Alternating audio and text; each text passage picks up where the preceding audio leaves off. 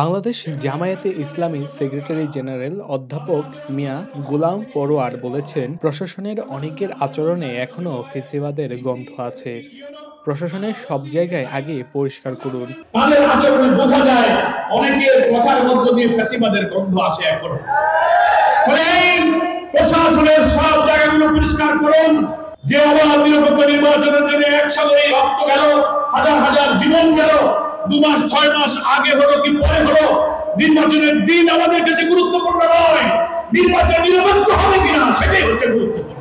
দীর্ঘ 17 বছর পর গত শনিবার দুপুরে নেত্রকোনার ঐতিহাসিক মুক্তারপাড়া মাঠে জামায়াতে ইসলামীর জেলা কর্মী সম্মেলনে প্রধান অতিথি হিসেবে এসব কথা বলেন তিনি আরো বলেন, আগে প্রশাসনকে পরিচ্ছন্ন করে সংস্কার করতে হবে। যেহেতু নির্বাচন করতে সময় লাগবে, জামায়াতে ইসলামী সেই সময় দিতে প্রস্তুত আছে। আমরা তাড়াহুড়ার পক্ষে নয়।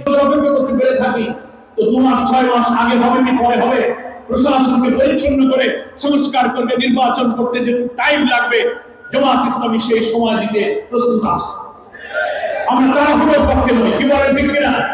আমরা ডক্টর প্রফেসর ইউনূস অন্তর্বর্তীকালীন সরকারের প্রধানকে বলতে চাই, আপনি নির্বাচনের জন্য যে সম্ভাব্য একটা ডেডলাইন আইডিয়া দিয়েছেন, একবার আপনি বলেছেন এই বছরের ডিসেম্বরের মধ্যে হতে পারে, আবার বলেছেন আগামী বছরের অর্ধাংশের মধ্যে হতে পারে।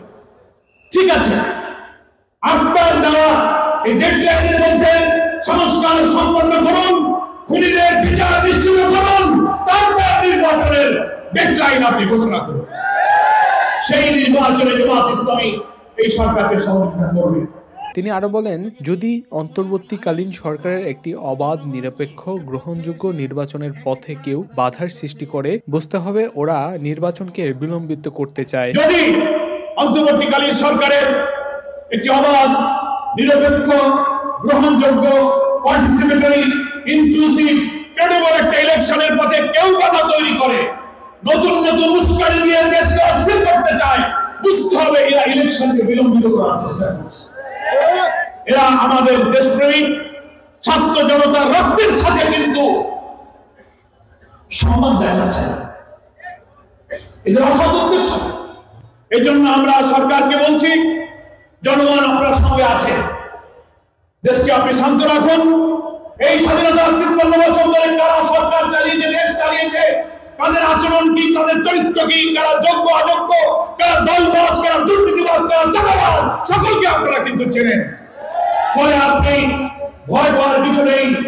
একটা সুষ্ঠু নির্বাচনের জন্য আপনি সামনের দিকে এগিয়ে আসবেন এবং জামায়াত ইসলামীর সংগ্রামে আমি বাংলাদেশে একটি নতুন বাংলাদেশ, একটি স্বপ্নের বাংলাদেশ, যে বাংলাদেশের জন্য আমাদের ছেলেরা রক্ত দিয়েছে, সেই নতুন বাংলাদেশ গড়ার যে ডাক দিয়েছে, সেই বাংলাদেশ গড়ার জন্য নেত্রকোনাবাসীকে এগিয়ে আসতে হবে।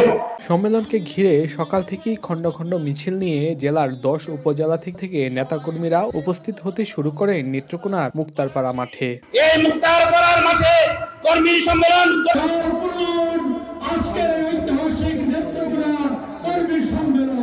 শেখ হাসিনা মনে করেছিল যে আমি যা বলবো আমার কথায় দেশ চলবে, অন্য কোনো দল মত চলবে না।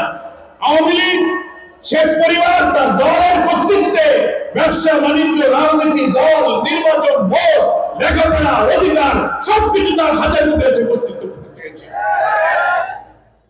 15 বছর দেশের বিএনপি, জামায়াত ইসলামী, অন্যান্য আন্দোলন সহ সবাই আমরা আন্দোলন করেছি ভোটাধিকারের জন্য, কোনো দাবি মানে নাই। গুলি করেছে, জেলে নিয়েছে, কারফিউ দিয়েছে, মিটিং ভেঙেছে, মিছিল ভেঙেছে, অফিস বন্ধ করেছে। বিরোধী দলের রাজনৈতিক দাবি, অবাধ নিরপেক্ষ নির্বাচনের দাবি সে মানে নাই।